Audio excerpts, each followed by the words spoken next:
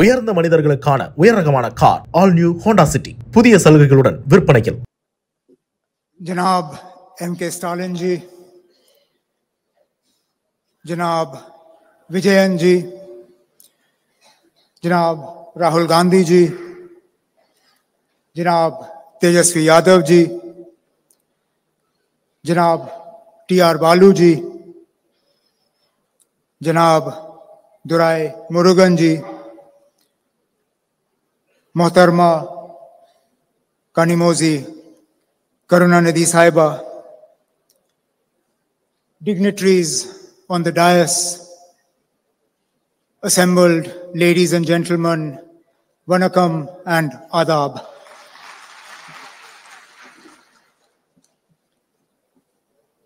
It is indeed an honor and a pleasure for me to have traveled from the cold climes of Kashmir to the extremely warm, both in terms of climate and in terms of the love and hospitality here to Chennai today.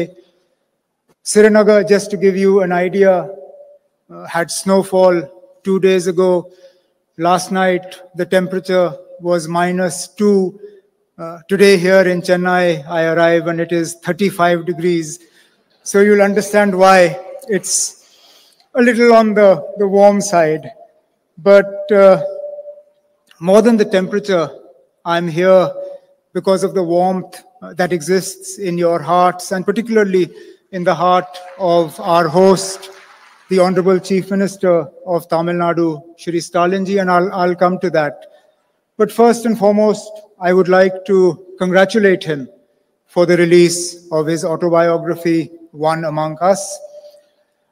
It is indeed an apt title for a book written by someone who has shown that he is indeed one amongst you, one amongst us, one amongst the people of Tamil Nadu. And he's not there by virtue of name. He's not there by virtue of inheritance. He's there by virtue of work. He's there by virtue of commitment. He's there by virtue of a track record. You don't become one amongst us because you are born to a particular family. Being one amongst a family opens a door for you, but it doesn't keep the door open. You become one amongst us, you become one amongst a people because the people identify with you, because the people reward you for the work that you have done, they reward you for your struggle, and in that there is no doubt that Chief Minister Stalin ji has struggled. He started, if you go through the book, and I obviously do not understand the language that it is written in, but I have had parts of it explained to me. He started not only at an extremely young age. I thought I and Tejashwi perhaps started early.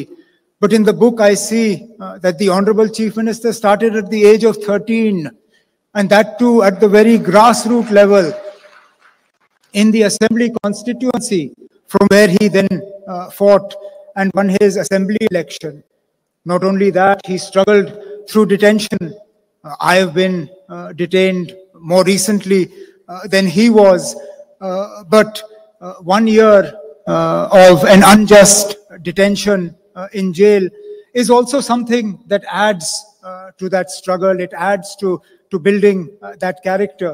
And then, of course, his commitment to social justice, his commitment to empowering the people of Tamil Nadu, to ensuring that development reaches to every corner of his state is perhaps best exemplified and best explained in the recent victory of the party he heads, of the DMK, in the urban local body elections in Tamil Nadu, which the party swept and swept in such a resounding manner that even as far as Jammu and Kashmir, we were reading that the DMK made inroads into parts of Tamil Nadu that traditionally had never voted for the DMK, but voted for the first time, this time for the DMK, looking at the commitment of the party to social justice, to empowering people. And that, I believe, is why when he chooses the title of his book, One Amongst Us, it is not an exaggeration.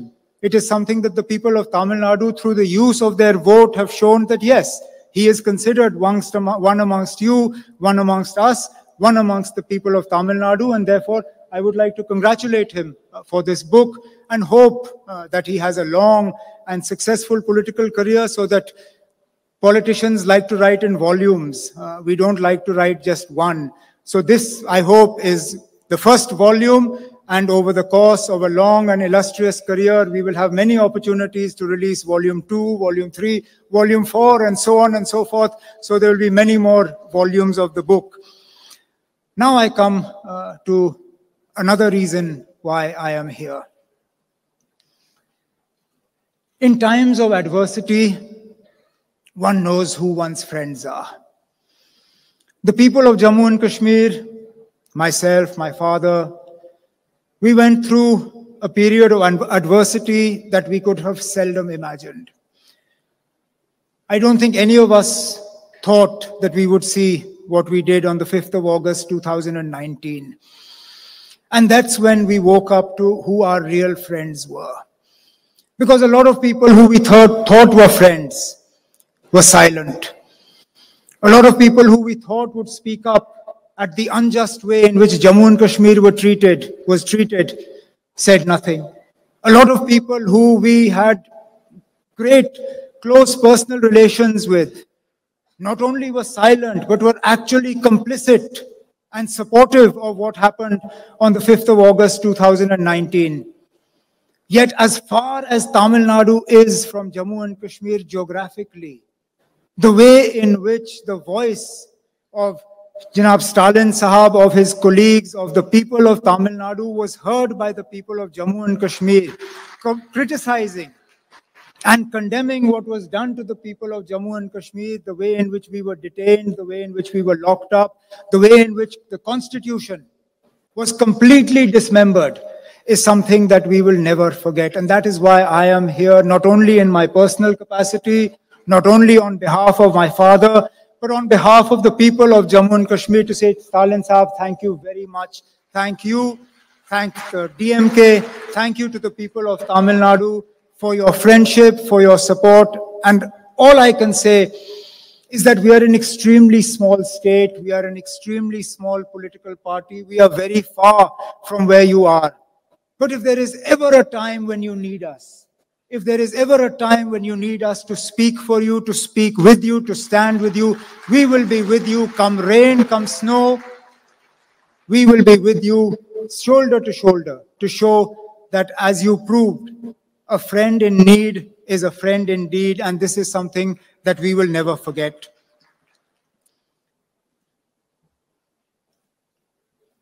Our nation stands at a crucial juncture today.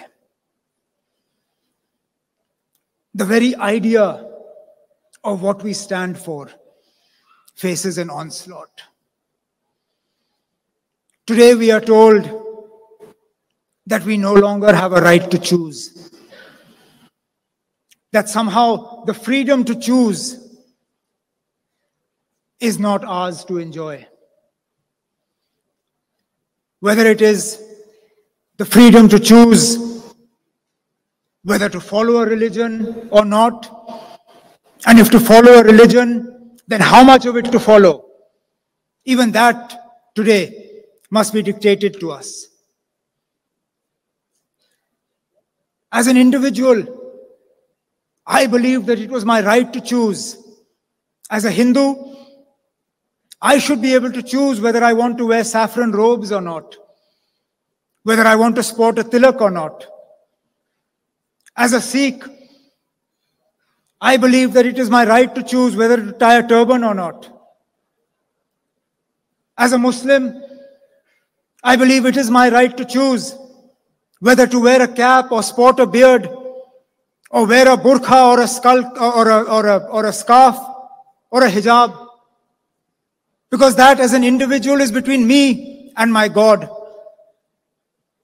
Yet for some reason today in this country that we call India, that choice, that freedom is to be denied to us. The freedom to choose what language I wish to speak, whether I wish to speak to my people in Kashmiri, in Urdu, in Hindi, in Tamil, in English. Somehow I am being told that that choice, that freedom threatens the idea of India.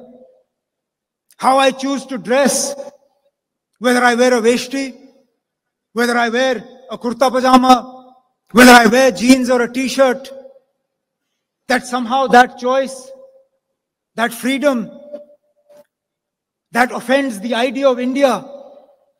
But to my mind, it is that very freedom, that very choice, that is the idea of India. The diversity of India.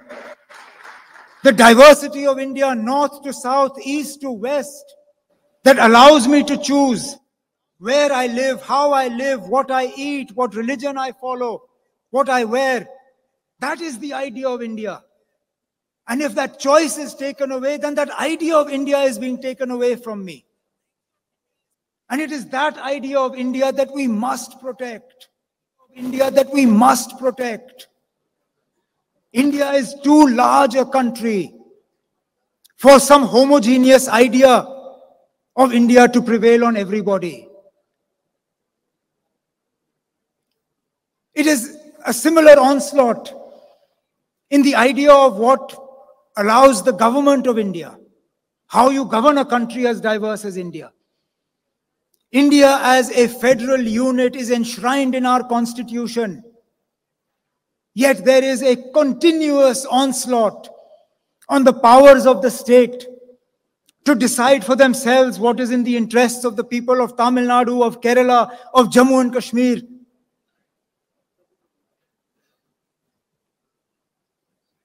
If the ideas of the government of India are to succeed, then tomorrow as Chief Minister of Tamil Nadu, Janab Stalin Sahab will not have an ability to choose who his DG or Chief Secretary will be.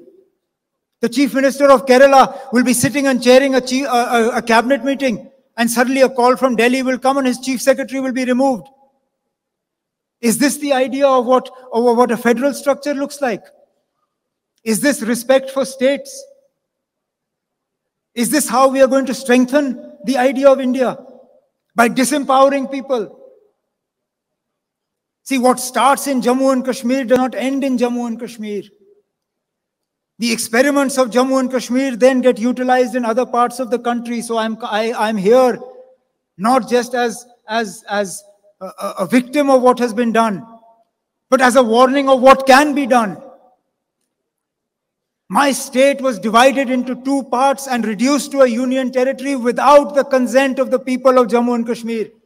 They were not asked whether this is something they wanted. This is the first time in the history of India that a state was downgraded to a union territory. And without so much as the permission of the people of Jammu and Kashmir, it was rendered into two different parts. Not only did the governor take on the powers of the assembly, but then in turn gave himself the powers of the constituent assembly to make changes to Jammu and Kashmir. What stops them tomorrow from doing the same to Tamil Nadu or to Kerala? What stops them tomorrow from declaring governor's rule and the chief minister taking on the powers of the governor taking on the powers of the assembly, and then unilaterally deciding that Tamil Nadu will be split into three parts, and what will you do?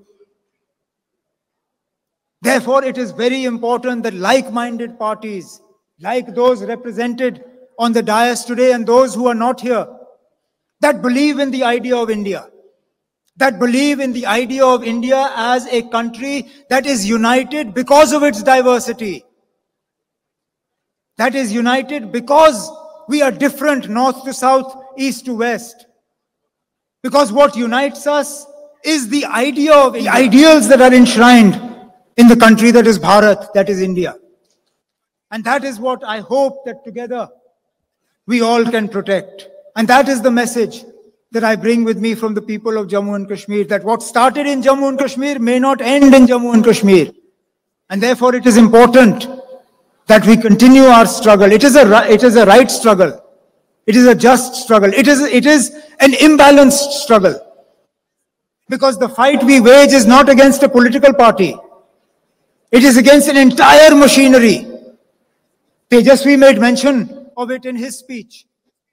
when he talked about how institutions have been completely eroded and institutional autonomy has been done away with. And therefore, the fight that we are waging, the struggle that we are waging is not an easy one.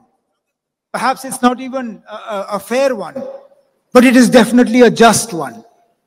And I believe that is why opportunities like this, that give somebody like me from Jammu and Kashmir a chance to come here and talk to people all the way as far south as Chennai, are important ones, because it allows us to reinforce what we believe and what we must continue to do. And therefore, I would like to conclude by once again committing ourselves to the friendship, to the relationship. It's a generational old relationship. This relationship that I am here is not a new one.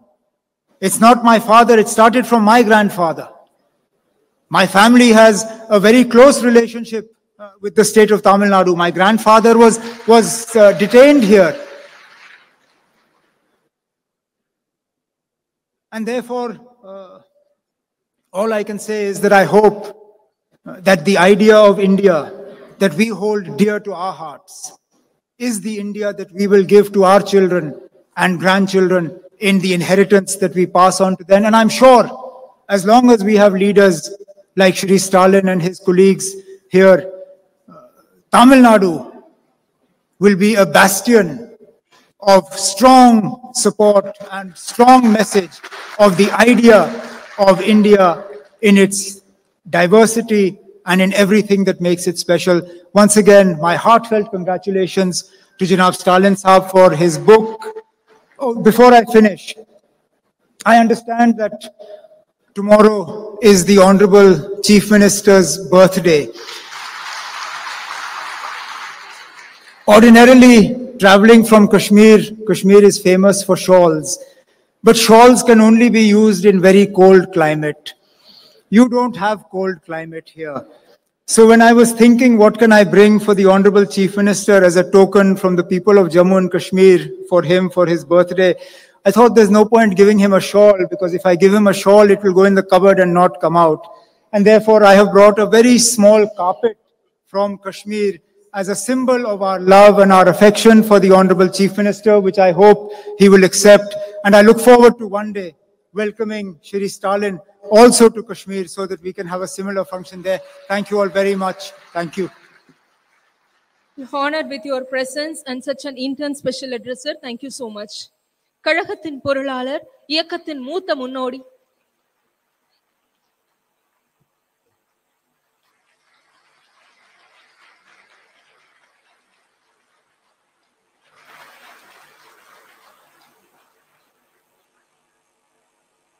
Thank you, sir.